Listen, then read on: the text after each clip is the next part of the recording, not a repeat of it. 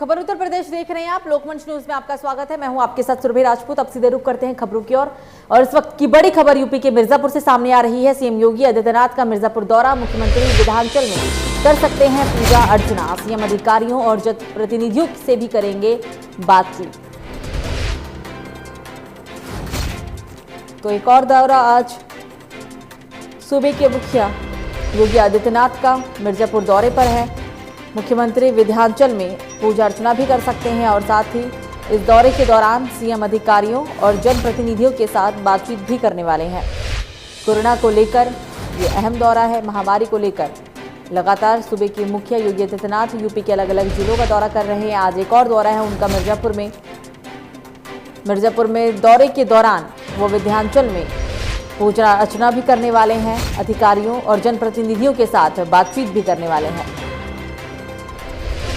जो इस वक्त की हम आपको तस्वीर दिखा रही हैं जब सूबे के मुखिया मिर्जापुर पहुंचे थे।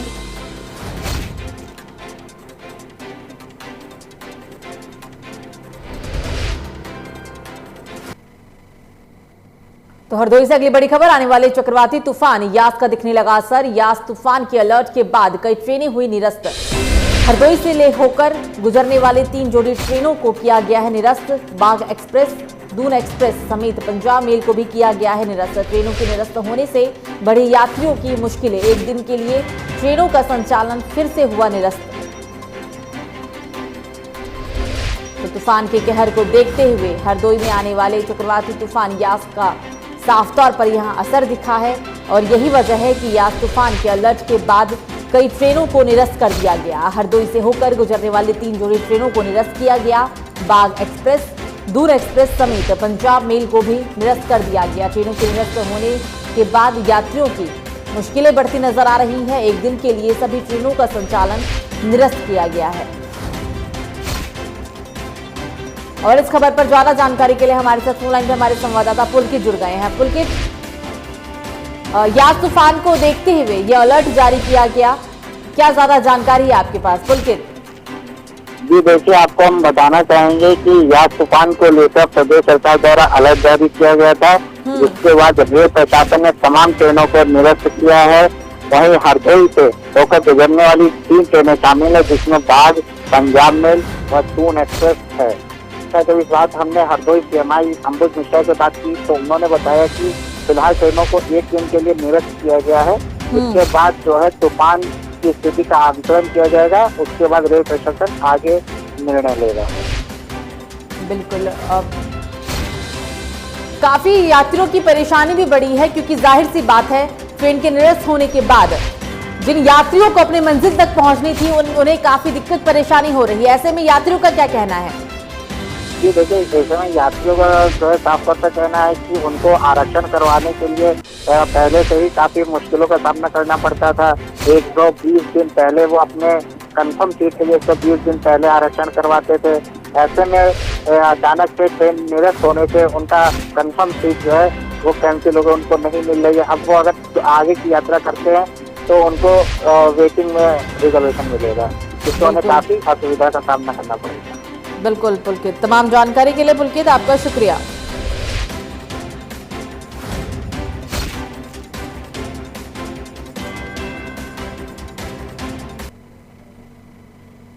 तो इस बीच राजधानी लखनऊ से एक बड़ी खबर। ब्लैक फंगस के लिए इंजेक्शन के लिए बड़ी परेशानी। इंजेक्शन के लिए लोग भटकने को मजबूर। रेड क्रॉस के दफ्तर के चक्कर लगा रहे हैं लोग। कमिश्नर ऑफिस से लेटर हुआ जारी। लेटर जारी होने के बाद भी नहीं मिल पा रहा है लोगों को इंजेक्शन। 4-4 दिन से लगा रहे हैं लोग दफ्तर के चक्कर। ब्लैक फंगस के इंजेक्शन को लेकर अब राजधानी लखनऊ के अंदर लोगों की परेशानी बढ़ती जा रही है। इंजेक्शन के लिए लोग भटकने को मजबूर हैं। रेड क्रॉस के दफ्तर के लगातार लोग चक्कर लगा रहे हैं। बताते चले आपको कि कमिश्नर ऑफिस से एक लेटर भी जारी किया गया, लेकिन लेटर जारी होने के बाद भी लोगों को इंजेक्शन नहीं मिल पा रहा है। एक और महामारी ने पूरे देश की परेशानी बढ़ा दी है। बताते चलें कि एक और जहां कोरोना महामारी की धीमी रफ्तार देखने को मिली, लेकिन अब एक और महामारी पूरे देश में अपना पैर पसार रहा है। रोजाना नए मामले सामने निकल कर आ रहे हैं और ब्लैक फंगस को लेकर राजधानी लखनऊ में इंजेक्शन की कमी है। ब्लैक फंगस की इंजेक्शन के लिए लोग परेशान नजर आ रहे हैं और इस पर ज्यादा जानकारी के लिए हमारे साथ फोन लाइन पे हमारे ब्यूरो चीफ आसिफ बेग जुड़ गए हैं। आसिफ, ब्लैक फंगस की इंजेक्शन के लिए लोगों की परेशानी देखने को मिल रही है। जैसे महामारी के समय रेमडेसिविर इंजेक्शन के लिए लोग परेशान हो रहे थे, कुछ ऐसी स्थिति लखनऊ के अंदर ब्लैक फंगस के इंजेक्शन के लिए देखने को मिल रही है। आसिफ जी, तो भी बिल्कुल बता दूं कि सरकार जो है कोरोना काल में भी काफी लापरवाही दिखी। ऐसा आरोप जो है विपक्षी दलों ने लगाया कि जो है कोरोना से निपटने के लिए सरकार को जो कदम उठाने थे वह न उठाकर पंचायत चुनाव में जुटी रहे और पंचायत चुनाव का ही नतीजा रहा कि जिससे संक्रमण का जो आंकड़ा था काफी हद तक बढ़ गया, काफी लोगों की जाने गई।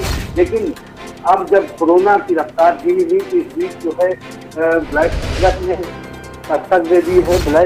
ब्लैक फंगस की वजह से जो है लगातार जो है अब मौत भी बढ़ गई है। आपको बता दूं कि 25 से अधिक मौत जो है ब्लैक फंगस की वजह से राजधानी लखनऊ में हो चुकी है। 40 से 50 हजार का खर्च जो है प्रतिदिन आ रहा है अस्पतालों में लोगों का दवा इंजेक्शन के नाम पर ब्लैक फंगस के। और 24 घंटे में सबसे बड़ी बात है 24 घंटे में 13 नए मामले जो है ब्लैक फंगस में आ चुके हैं और ब्लैक फंगस से 8 लोगों की मौत 24 घंटे के भीतर भी हुई है। ऐसे में जो है लखनऊ में ब्लैक फंगस का आंकड़ा 223 हो चुका है। तो कुल मिलाकर अगर बात की जाए तो जिस तरह से सरकार कोरोना को लेकर लापरवाह दिखी और इसका खामियाजा लोगों को भुगतना पड़ा। रेमडेसिविर इंजेक्शन जो है ब्लैक होता रहा, ऑक्सीजन भी जो है नहीं मिल रही थी। 40 से 50 हजार रुपए में जो ब्लड ट्रांसफ्यूज करने वाले थे वह ऑक्सीजन सिलेंडर दे रहे थे और इतनी ही कीमत में रेमडेसिविर भी बेचा जा रहा था। हालांकि जो है सरकार की सख्ती के बाद जो है जो कालाबाजारी करने वाले लोग थे उन पर लगातार कार्रवाई भी हुई। लेकिन जिस तरह से ब्लैक फंगस इंजेक्शन जो है मार्केट से गायब है, यह एक बड़ा चिंता का विषय है। सरकार को इस पर ध्यान देने की मांग भी लगातार की जा रही है क्योंकि अब जो है ब्लैक फंगस ने पूरी तरह अपने पैर जो है यूपी में बता लिए हैं। ऐसे में जो है लोगों को इंजेक्शन पाने के लिए भटकना पड़ रहा है। लोग रेड फ्लैग के दफ्तर तक चक्कर लगा रहे हैं। कमिश्नर ऑफिस से लेटर भी जारी हुआ है। लेटर जारी होने के बाद भी जो है लोगों को 4 दिन तक ब्लैक फंगस का इंजेक्शन पाने में चक्कर लगाने पड़ रहे हैं। तो यह जो है जो सरकार का आसिफ जी पर भी सवाल खड़े हो रहे हैं। बिल्कुल आसिफ, तमाम जानकारी के लिए आपका शुक्रिया। आसिफ, तमाम जानकारी के लिए आपका शुक्रिया।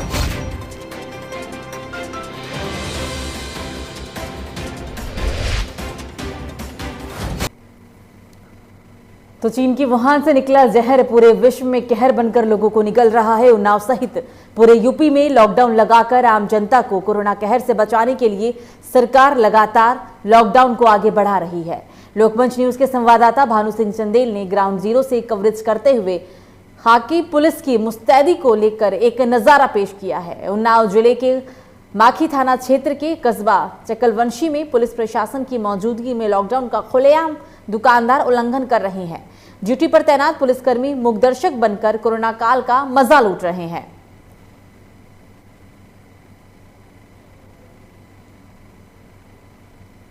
के वुहान से निकला हुआ जहर पूरे देश में कहर बरपा रहा है।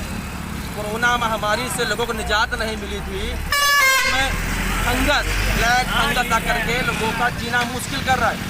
उन्नाव जनपद में यानी कि पूरे प्रदेश में लॉकडाउन लगाया गया है। अब लॉकडाउन कितना पालन हो रहा है, चकवंशी चौराहा यानी कि मार्केट थाना क्षेत्र का चकवंशी चौराहा, कैमरामैन से आएंगे नज़ारा दिखाएं। कितने लोग यहाँ पर लॉकडाउन का पालन कर रहे हैं, कितना मास्क लगाया जा रहा है, किस तरह से यहाँ पर कोरोना नियमों की धज्जी उड़ाई जा रही है।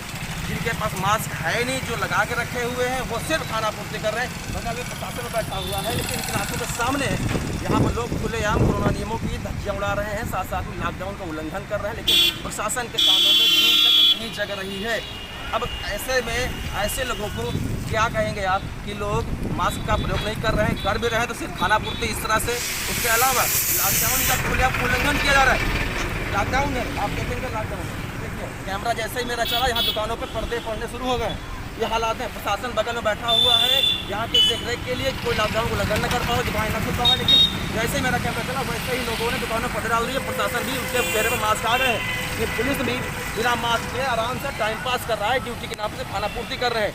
आप देखेंगे चारों तरफ कैमरा चाहे दिखाएं, आपने जरा पीछे दिखाएं, जरा बहुत नज़दीक से जूम करके दिखाएं कि कितना लोग मास्क का पालन कर रहे हैं। ये हालात है, लोग देख लीजिए आप, लोग घर से बाहर निकले हुए हैं तो मास्क का प्रयोग सिर्फ खाना पूर्ति के नाम पर किया जा रहा है, सिर्फ खाना पूर्ति।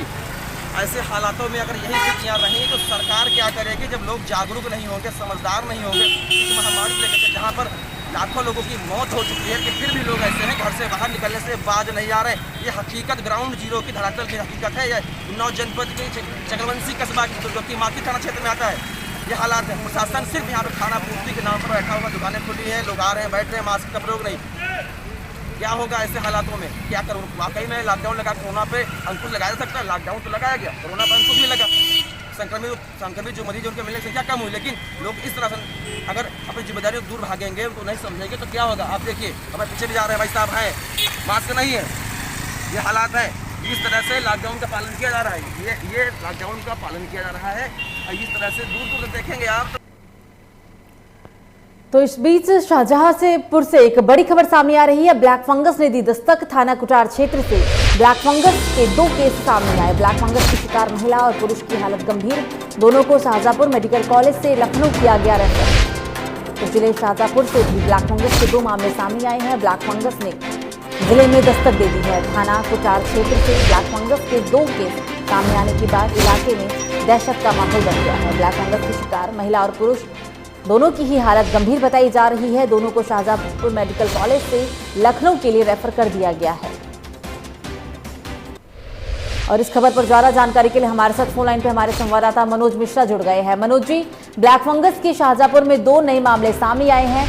दोनों ही मरीजों की क्या स्थिति है? क्योंकि जो खबरें निकल कर आई है उसके मुताबिक दोनों की हालत फिलहाल गंभीर है। मनोज जी।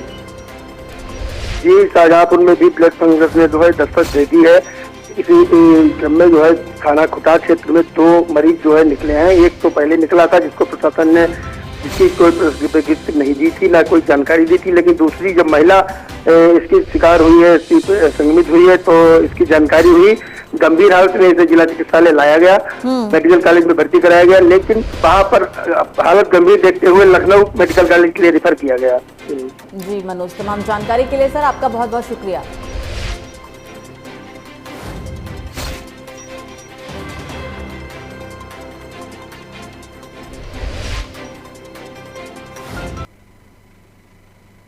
तो जौनपुर में भी ब्लैक फंगस का पांव पसरा है। यहाँ 9 ब्लॉक फंगस मरीज मिलने से इलाके में हड़कंप मच गया है। मरीजों का अस्पताल में इलाज चल रहा है।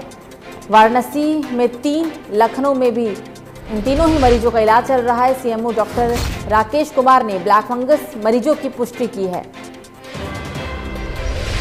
9 ब्लॉकों में फंगस के मरीज मिलने से सभी ब्लॉकों में हड़कंप का माहौल है। मरीजों का अस्पताल में फिलहाल इलाज किया जा रहा है।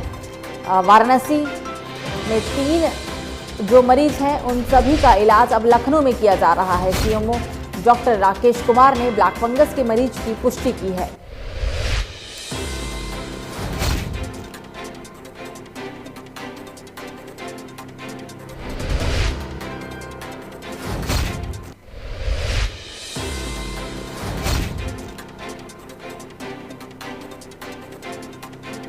और इस खबर पर ज्यादा जानकारी के लिए हमारे साथ फोन लाइन पे हमारे संवाददाता विवेक जुड़ गए हैं। विवेक, जौनपुर में भी ब्लैक फंगस के मामले सामने आए हैं। 9 ब्लॉकों में ब्लैक फंगस से पीड़ित मरीज मिले हैं। ज्यादा जानकारी बताएं विवेक। तो भी बिल्कुल आपको बता दूं, पहले जहाँ कोरोना वायरस को लेकर लोगों में दहशत थी, वहीं जौनपुर में अब जो है 9 लोगों को ब्लैक फंगस के जो है मरीज मिलने से हड़कंप मच गया है। और जिन लोगों का इलाज जो है 6 जो है वाराणसी चल रहा है इलाज, और 3 लोगों को जो लखनऊ चल रहा है, और कुल मिलाकर जो है 9 लोग, एक महिला भी इसमें है। और फिलहाल इसकी जानकारी जो है सीएमओ जौनपुर ने दी है। फिलहाल इस तरह से लोगों का इलाज जारी है। लगातार जो है स्वास्थ्य विभाग जो है लगातार जौनपुर में अब इस तरह से जो ब्लैक फंगस निपटने की तैयारी पूरी कर ली गई थी। बिल्कुल विवेक, तमाम जानकारी के लिए आपका शुक्रिया।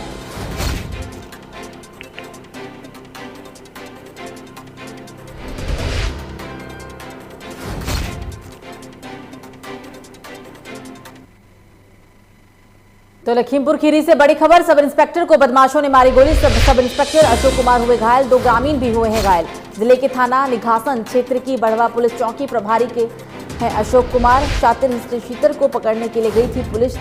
शातिर अपराधी से मुठभेड़ में लगी है। जिले के आला अधिकारियों ने मौके पर पहुंचकर हालात का जायजा लिया। सब इंस्पेक्टर अशोक कुमार इस गोलीबारी में घायल हुए हैं और साथ ही 2 ग्रामीण भी इस पूरे मुठभेड़ में घायल हुए। जिले के थाना निघासन क्षेत्र की बढ़वा पुलिस चौकी प्रभारी हैं अशोक कुमार। शातिर हिस्ट्री शीटर को पकड़ने के लिए गई थी पुलिस। शातिर अपराधी से मुठभेड़ में ये गोली लगी है और जिले के आला अधिकारियों ने मौके पर पहुंचकर हालात का जायजा लिया। और इस खबर पर ज्यादा जानकारी के लिए हमारे साथ फोन लाइन पर हमारे संवाददाता अशरफ अंसारी जुड़ गए हैं। अशरफ, मुठभेड़ को लेकर ये खबर लखीमपुर खीरी से सब इंस्पेक्टर को गोली लगी है। अशरफ, ज्यादा जानकारी बताएं, क्या स्थिति है अभी? जी सुरभि, बताना चाहूंगा कि मुखबिर की सूचना पर निघासन थाना क्षेत्र के मिर्ची नामक जो बदमाश है उसको पकड़ने के लिए जब पड़वा चौकी इंचार्ज मैं फोर्स के साथ पहुंचते हैं गांव, तो ये जानकारी मिलती है कि गांव के करीब में जो गन्ने का खेत है उसमें वो छुपा हुआ है। उसको चारों तरफ से घेर लिया जाता है। घेरने के बाद में दोनों तरफ से फायरिंग होती है। तो जो उधर से जो हिस्ट्री शीटर होता है मिर्ची नामक व्यक्ति, जब उधर से जो फायरिंग होती है वो पड़वा चौकी इंचार्ज के लग जाती है। हालांकि उनको तुरंत हॉस्पिटल ले जाया जाता है। उनकी हालत ठीक है। वहाँ पर एसपी सहित आला अधिकारी पहुंच जाते हैं और इस समय स्थिति बनी हुई है। वहाँ पे मैं फोर्स है, लेकिन उसकी तलाश जारी है, अभी तक पकड़ा नहीं गया है। जी बिल्कुल अशरफ, तमाम जानकारी के लिए आपका शुक्रिया।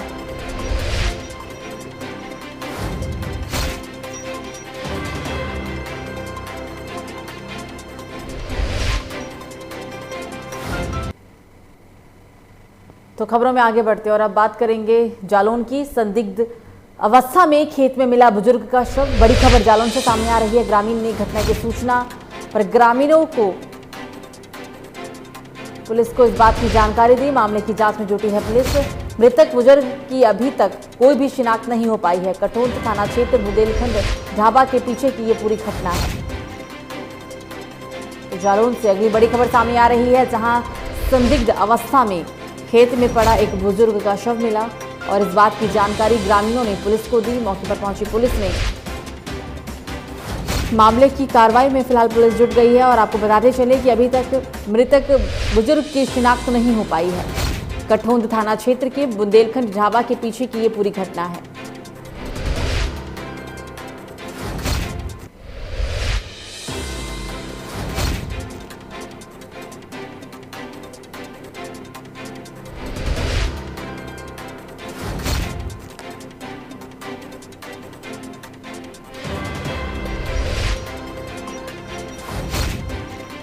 और इस खबर पर ज्यादा जानकारी के लिए हमारे साथ फोन लाइन पे हमारे संवाददाता रविकांत द्विवेदी जुड़ गए हैं। रविकांत, संदिग्ध परिस्थितियों में युवक का शव मिला है, शिनाख्त नहीं हो पाई है, और क्या ज्यादा अपडेट है आपके पास? रविकांत, जैसा कि मैं आपको सुरभि जी बता दूं, एक अज्ञात शव मिला था।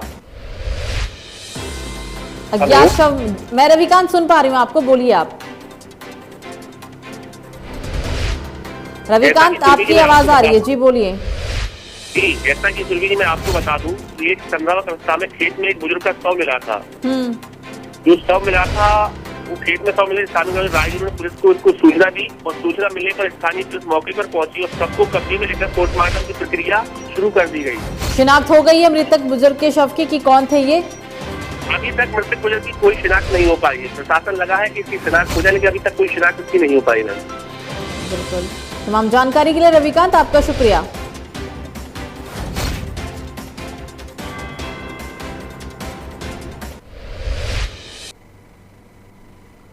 कन्नौज से अगली बड़ी खबर, पुरानी रंजिश को लेकर युवक पर की गई है फायरिंग। युवक के जांघ में लगी गोली, घायल अवस्था में मेडिकल रेफर किया गया है। दबंगों ने युवक को घेर कर मारी थी गोली। मौके पर भारी पुलिस बल भी मुस्तैद।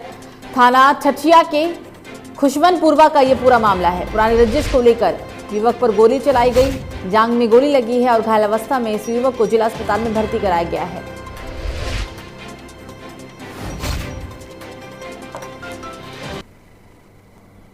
तो इधर से अगली बड़ी खबर, मोतीगंज पुलिस चौकी के प्रभारी ने पीड़ित की जमकर पिटाई की। पीड़ित का आरोप विपक्षियों के कहने पर की है पिटाई। मामला बीकापुर कोतवाली क्षेत्र के मोतीगंज चौकी जासपुर का ये पूरा मामला, जासपुर गांव का ये पूरा मामला बता रहे हैं, जहां मोतीगंज पुलिस चौकी के प्रभारी ने पीड़ित की जमकर पिटाई की है। बताते चले आपको कि पीड़ित का आरोप है कि विपक्षियों के कहने पर इस युवक की पिटाई की गई है।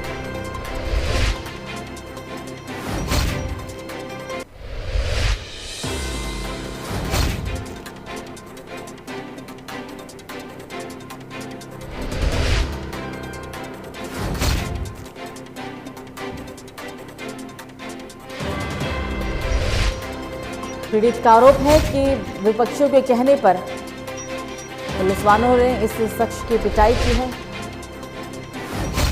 ये पूरा मामला अयोध्या के बीकापुर कोतवाली क्षेत्र के मोतीगंज चौकी जासपुर गांव का।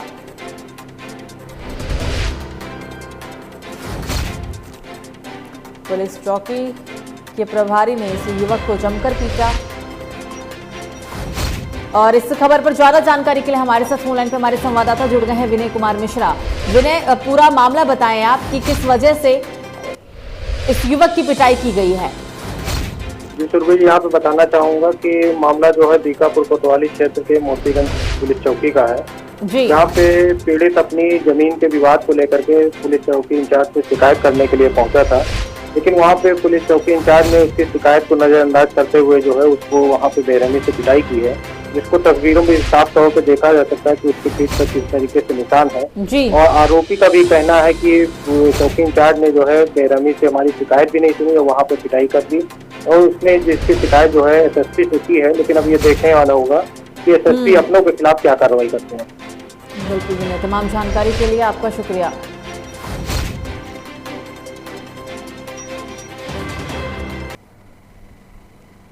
तो राजधानी लखनऊ से अगली बड़ी खबर, सड़क हादसे में नगर निगम कर्मचारी की मौत। नगर निगम कर्मचारी की मौत के बाद हंगामा सिविल अस्पताल में। नगर निगम कर्मचारियों का हंगामा देखने को मिला। मिठाई वाले चौराहे पर हुआ था ये सड़क हादसा। कर्मचारी को कार सवार ने मारी थी टक्कर और सिविल अस्पताल में इलाज के दौरान हुई थी मौत। मौत की सूचना मिलते ही नगर कर्मचारियों ने किया है ये हंगामा।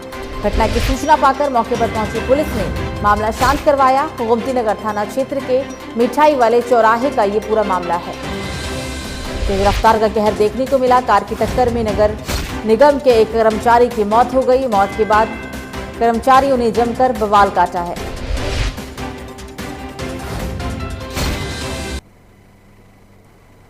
मिर्जापुर से अगली बड़ी खबर, अनियंत्रित होकर पिकअप पेड़ से टकराई, चालक की हादसे में हुई मौत। पुलिस शव को कब्जे में लेकर पोस्टमार्टम के लिए भेजा। मृतक मुंजा सापारा जिला बालमपुर छत्तीसगढ़ का रहने वाला है। चुनार थाना क्षेत्र के पचगांव के पास की पूरी घटना है।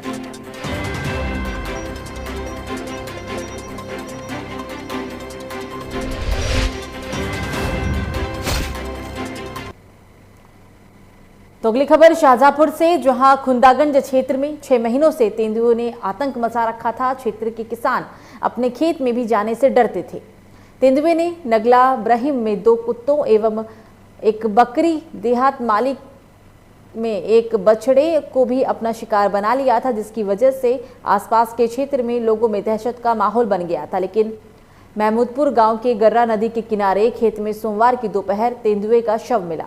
खेत में लगे ब्लेड वाले तार से घायल होने के बाद तेंदुए की मौत की आशंका जताई जा रही है। घटना की जानकारी मिलते ही वन विभाग की टीम मौके पर पहुंची और शव को कब्जे में लेकर पोस्टमार्टम के लिए भेज दिया। फिलहाल वन विभाग के अधिकारी तेंदुए की मौत का कारण जानने के लिए पड़ताल में जुट गए हैं। क्षेत्र के अंतर्गत एक गांव फूका महमूदपुर से खबर आई थी कि एक तेंदुए का शव पड़ा हुआ है।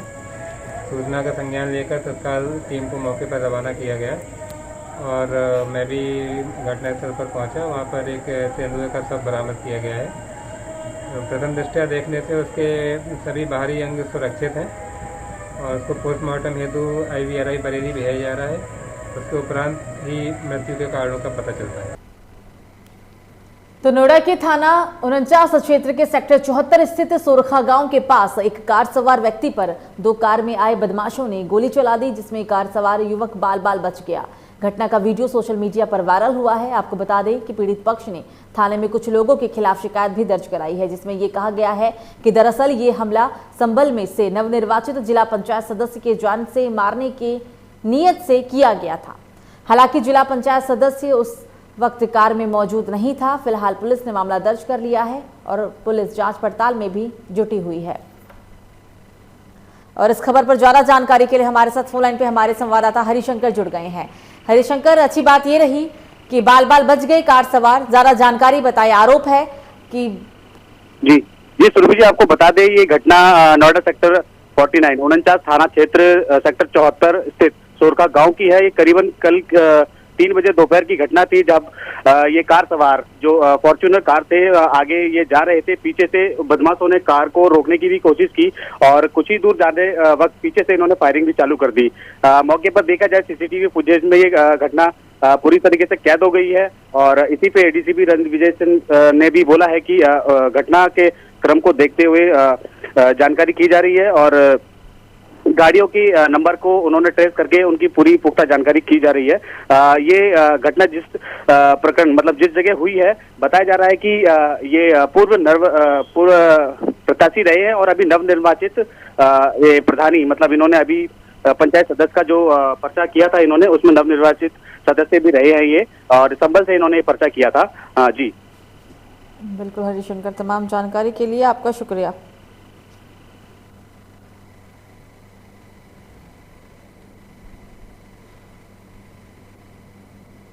कुछ देर पहले सूचना मिली थी कि सेक्टर 49 क्षेत्र में एक गाड़ी पे गोली चलाई गई है। इसके संबंध में जानकारी प्राप्त की गई तो पता चला है कि सोरखा गांव में 2 व्यक्तियों के बीच में कुछ दिन पहले विवाद हुआ था, झगड़ा हुआ था और उसमें जो भी आरोप बताए गए थे उसकी जांच की गई थी। उसके बाद उसमें वैधानिक कार्रवाई की गई थी और उसमें दोनों तरफ से ही कंप्लेन किया गया था।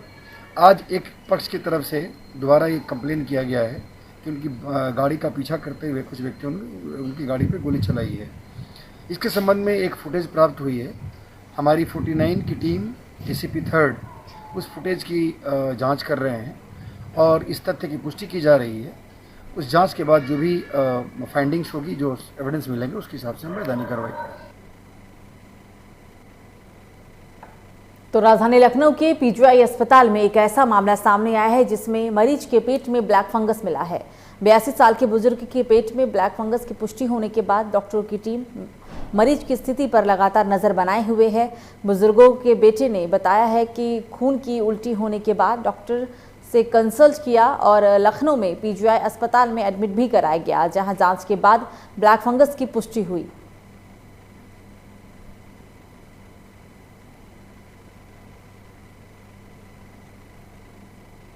तो खबर बलिया से, जहां नवनिर्वाचित प्रधान प्रतिनिधि की गुंडागर्दी का मामला सामने आया। आपको बता दें कि प्रधान ने पूर्व चुनाव में वोट न देने और विरोध करने वाले फौजी की जमकर पिटाई कर डाली। बताया जा रहा है कि प्रधान ने दर्जनों साथियों के साथ घात लगाकर विरोधी फौजी को पीट कर लहूलुहान कर दिया। गंभीर रूप से घायल व्यक्ति को इलाज के लिए जिला अस्पताल में भर्ती कराया गया है।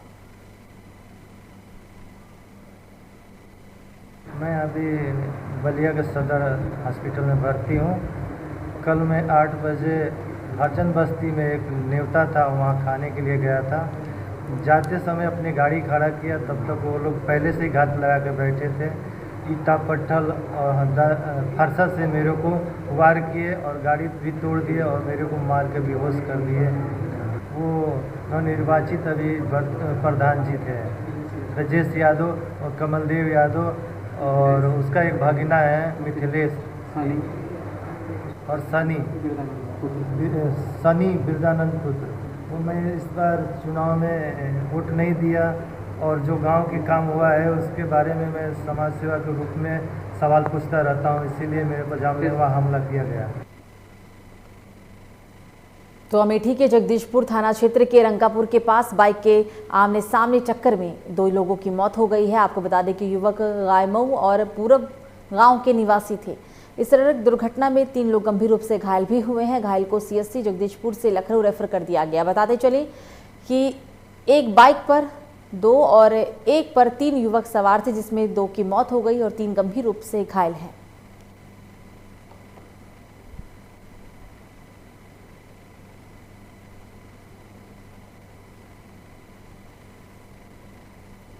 तो फिलहाल बुलेटिन में मुझे दीजिए इजाजत। लोकमंच न्यूज पर खबरों का सिलसिला जारी रहेगा। नमस्कार।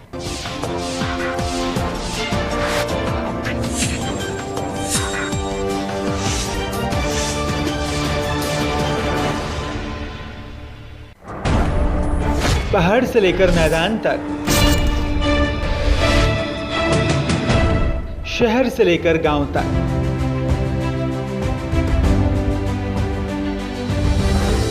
सियासत की नजाकत से